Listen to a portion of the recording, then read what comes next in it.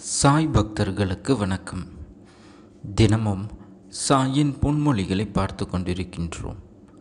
அதில் இன்று, என் அன்பு குழந்தையே, நம்பிக்கையும் தைரியம் பொறுமையும் இல்லையெனில் நீ உன் வாழ்க்கையில் நிர்கதியாக சிரமப்படுவாய். நீ நற்குணம் உடையவராக இருந்தாலும் சகிப்புத்தன்மை இல்லாவிடில் வாழ்க்கை எதிர்கொள்ள முடியாது. அதுதான் உன் துயரங்களையும் எதிர்ப்புகளையும் கடந்து செல்ல உதவுகின்றது. உன்னுள் இருக்கும் விரக்தியில் எதற்கும் பிறரிடம் வாதமிடுவதோ போட்டியிடுவதோ நற்செயல் அன்று. நீ எந்த ஒரு செயலையும் எந்த ஒரு நன்மையும் பிறருக்கு செய்யும்போது சுயநலம் கருதாது செய். இல்லையெனில் அந்த நன்மை உன் வாழ்க்கையில் வீணாக கழிந்தது என்று அர்த்தம். தெரிந்தோ தெரியாமலோ யாருக்காவது நீ தவறு செய்திருந்தால் அவர்களிடம் மன்னிப்பு கேள். கோபத்தில் எதையும் முடிவு செய்யாதே. போதும் என்ற மனதுடன் வாழ்ந்து நல்ல குணங்களை கடைபிடித்து தன் லட்சியத்தை மட்டுமே முன்னிறுத்தி வேறு எந்த ஒரு சலனமும் இல்லாது, அதாவது எந்த ஒரு சூழ்நிலையிலும் பொய், பொறாமை, நயவஞ்சகம், திருட்டு, ஏமாற்றுதல் போன்ற எண்ணங்கள் இல்லாமல் நிற்பவனே வெற்றியின் உச்சத்தை அடைவான். என் வார்த்தைகளின் மீது நம்பிக்கை வைத்து செயல்படு. நீ உன் வாழ்வில் வெற்றி பெறுவது உறுதி. அனைத்து வளங்களையும் உன்னை வந்து சேரும்படி நான் செய்வேன். அதனால் நீ எதற்கும் கவலைப்படாதே. என் சுவாசமே நீதான் சாய். நீ ஆழ வேரூன்றி நிற்பாய். அநேக பேர் உன்னை ஏமாற்ற வந்தாலும் அயர்ந்து போகாதே. எத்தனை இழப்புக்கள் வந்தாலும் சோர்ந்து போகாதே. நான் ஆழமாக வேரூன்றி இருக்கும் விருட்சகம் என்று சொல்லிக்கொள். நீ மலர்கள் மட்டுமல்ல, கனிகளையும் தருவாய்.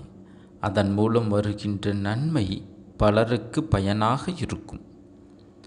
நாம் இன்று கஷ்டப்படுவதைப் போலத்தான் நம் எதிரில் இருக்கின்றவர் ஒரு நாள் துன்பத்தை அனுபவிக்கப் போகின்றார் என்பது உனக்கு தெரியாவிட்டால் அல்லது தெரிந்துவிட்டால் நீ நிச்சயமாக அவர்கள் மீது கோபப்பட மாட்டாய். அவர்களுக்காக பரிதாபப்படுவாய். இன்று நான், நாளை நீ என்று சொல்லிக்கொள்வாய். உனக்கு தவறு இழைத்தவர்களை பார்க்கும்போது அவரும் தண்டனைக்கு தயாராகின்றார்கள் என்பதை தெளிவாக தெரிந்து அவருக்காக பரிதாபப்படு. இப்படி செய்யும்போது எத்தகைய சூழ்நிலையிலும் நீ பாதிக்கப்பட மாட்டாய். ஏனெனில் அப்போது உன் மனதை பிடிக்கின்றது நான். நிச்சயம் வெகுமதிகளை அள்ளி அள்ளி தருவேன். உங்களுக்கு எதிராக எத்தனை பெயர் செயல்படுகின்றார்கள் என்பதை பற்றி பொருட்படுத்த வேண்டாம். மனதை குழப்பும் பிரச்சனை விரைவில் சரியாகிவிடும் என்று மனதில் சொல்லிவிட்டு வேலையை பார்.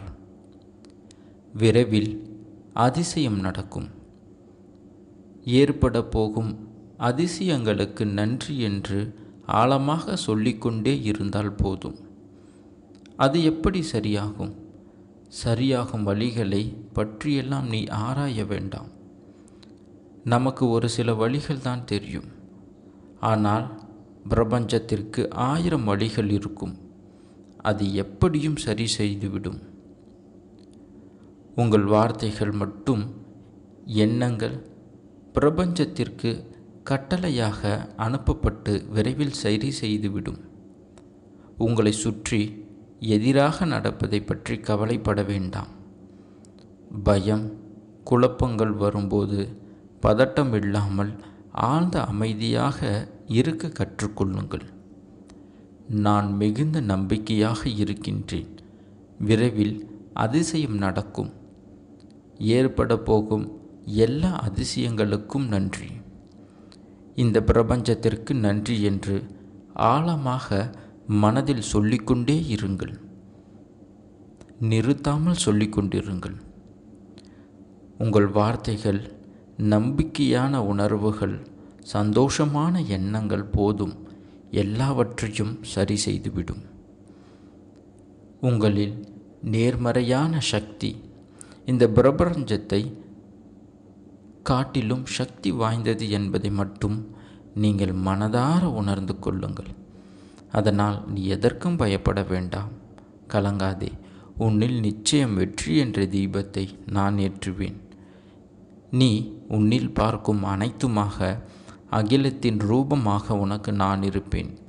உலகத்தில் என்ன மாறினாலும் நகன்றாலும் உன் தந்தை சாய்தேவன், துவாரகமாயின் தாயுமாகிய நான் உன்னை விட்டு ஒருபோதும் அகல மாட்டேன். உன்னில் எப்போதும் நான் இருப்பேன். நீ என்று என்னை சாயப்பா என்று அழைத்து உன்னிடத்தில் நான் என்னும் சொல்லுக்கு சாய்தேவன் என்று அர்த்தத்தை கண்டுபிடித்தாயோ அன்றே நீ என் உயிரான பிள்ளை.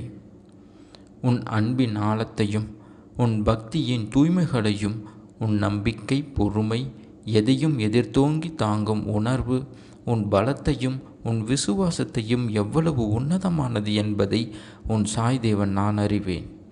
அதனால் எல்லாம் சரியாகிவிடும். எதற்கும் அஞ்சாதே.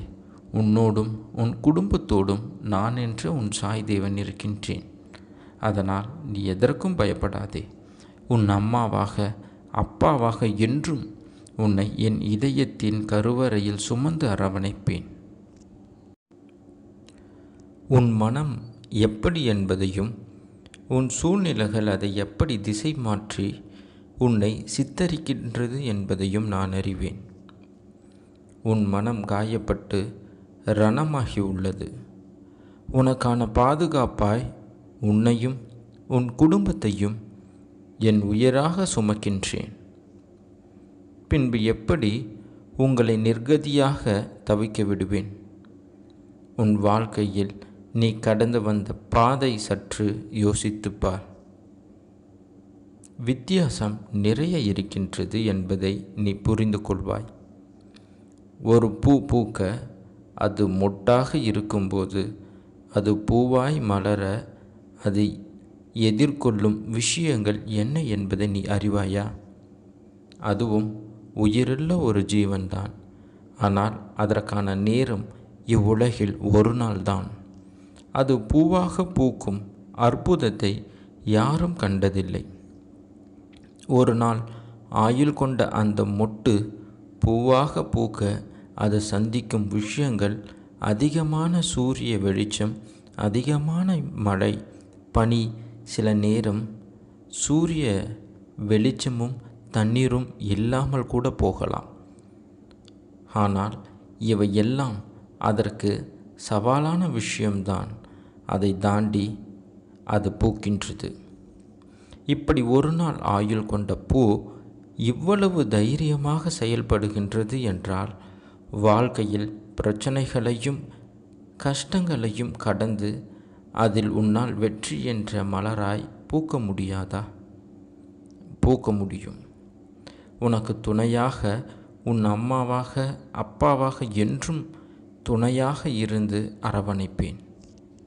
என் மீது நம்பிக்கை வைத்து பொறுமையும் நம்பிக்கையும் கொண்டு செயல்படு. உன் வாழ்க்கையில் நடக்கின்ற அனைத்தும் சூறாவளி காற்று போல உன்னை பந்தாடுகின்றது என்று உன் கதறல் என் காதில் எப்படி விழாமல் இருக்கும்? உன்னை விட்டு நான் எங்கு செல்வேன்? என் பிள்ளையின் இதயத்தில்தான் என் உயிர் வாழ்கின்றது. அப்படி இருக்கையில் நான் எப்படி வெளியேறுவேன்? நான் உன் இதயத்தில் இருப்பதை அறியாமல் இல்லை. கவலைகள், சோகங்கள், வேண்டாத எண்ணங்கள் என்ற எல்லா எதிர்மறை உள்ளே வைத்து கொண்டிருக்கின்றாய். ஏற்கனவே உன் இதயத்தை துன்பங்களால் நீ நிறைத்து உள்ளாய். அது போதாது என்று நடக்கும் எல்லா நிகழ்வுகளும் எதிர்மறை எண்ணங்கள் உதிக்கின்றது. ஒன்று தெரிந்து கொள், எதிர்மறை எண்ணங்கள் என்பது காந்தக்கல் போன்றது. அதன் தன்மையே எல்லா எதிர்மறை அதனுள் ஈர்ப்பதுதான்.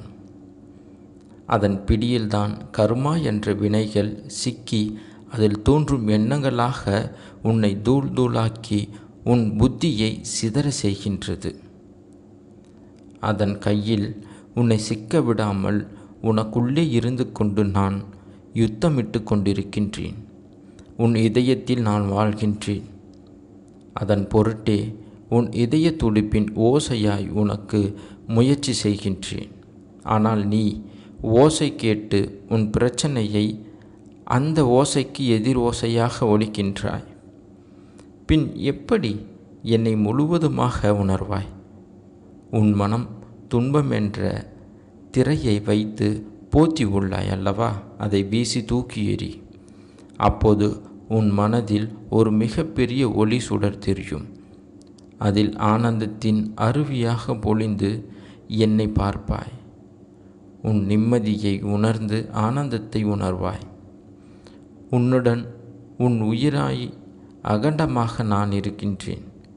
உன் அம்மாவாக அப்பாவாக என்றும் உன் நெஞ்சம் என்னும் கருவறையில் உன்னை பாதுகாத்து அரவணைப்பேன். ஓம் சாய்ராம். நீங்கள் பார்த்து கொண்டிருப்பது சாய்பாபா சேனல். இன்னும் நம்ம சேனலை சப்ஸ்கிரைப் பண்ணலைன்னா கீழே இருக்கிற ரெட் கலர் பட்டனை அழுத்தி சப்ஸ்கிரைப் பண்ணுங்கள்.